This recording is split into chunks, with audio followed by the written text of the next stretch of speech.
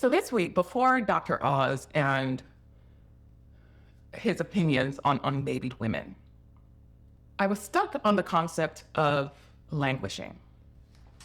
And the reason why I was there was, one, I've been feeling it myself a lot lately, but I've also been hearing slight variations of it in the women that I speak to. And interestingly enough,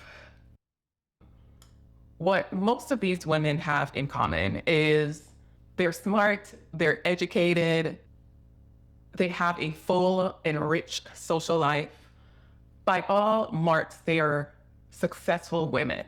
And yet and still, they find themselves asking, is this it? Like, is this all there is to life? And the other thing that these women have in common is they're either childless or they had children at a very early age. So I started to wonder about the connection between languishing and women who have chosen a path that is different than societal expectations. And what I found was interesting. I still don't know how to feel about it, but let's go. Welcome to Noted. This is a series where I unpack the things that keep us stuck and afraid from making bold changes. My name is Julia Gould, and I'm a published researcher. Each week, I pick a topic that is showing up in my own life or in the lives of the people that I love. I find the research and I try to figure out what we can do about it. And so if you're like me and you're curious about why you do what you do and what you can do differently, stick around. So languishing is a term that was coined by sociologist Corey Keyes. And he defines languishing as a state of emptiness and stagnation.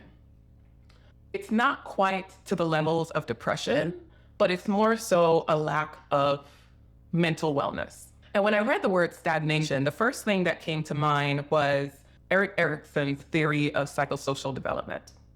Back in the 1950s, Erik Erikson and his wife, Joanne, they developed a theory that at various stages in our lives, we all navigate a similar psychological crisis. And that psychological crisis is usually a tension between what we desire, like our own personal needs, and what society expects of us.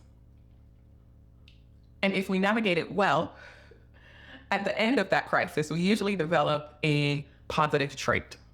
If we navigate it poorly, that's usually where we struggle at that stage and also at subsequent stages of life.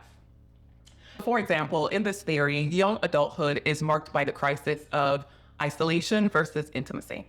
And if you navigate this crisis successfully, it ultimately leads to love. And not just romantic love. Love just meaning a deeper connection, a deeper bond to your family, your friends, your community, etc. And failure at this stage typically leads to loneliness. And then after young adulthood is mid-adulthood. And mid-adulthood is the crisis of generativity versus stagnation.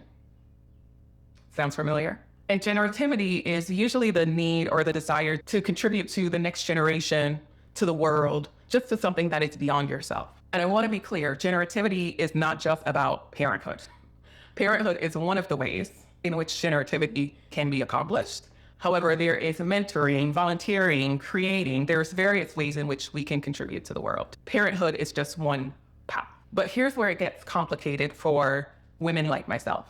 Growing up, the blueprint that we had for generativity was very specific. As a young person, I did not know one woman in my life that did not have a child. Most of them had multiple, everyone had at least one.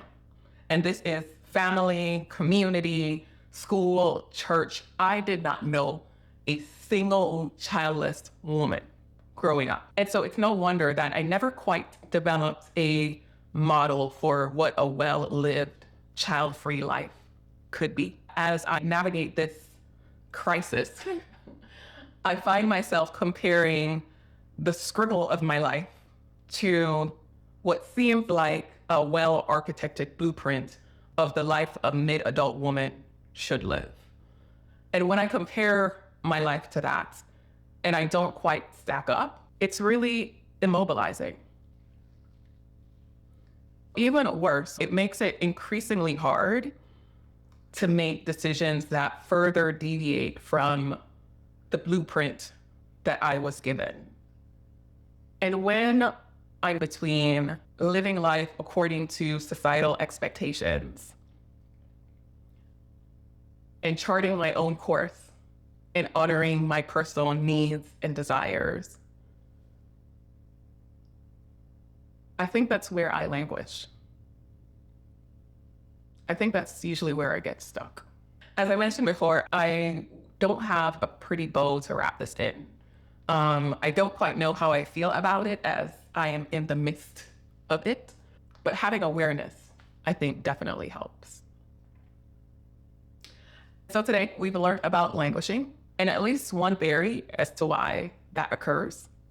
If you have found this episode helpful, go ahead and give this video a thumbs up. It helps me know what topics are most relevant to you as we navigate this crazy thing called life. And until next time, take care.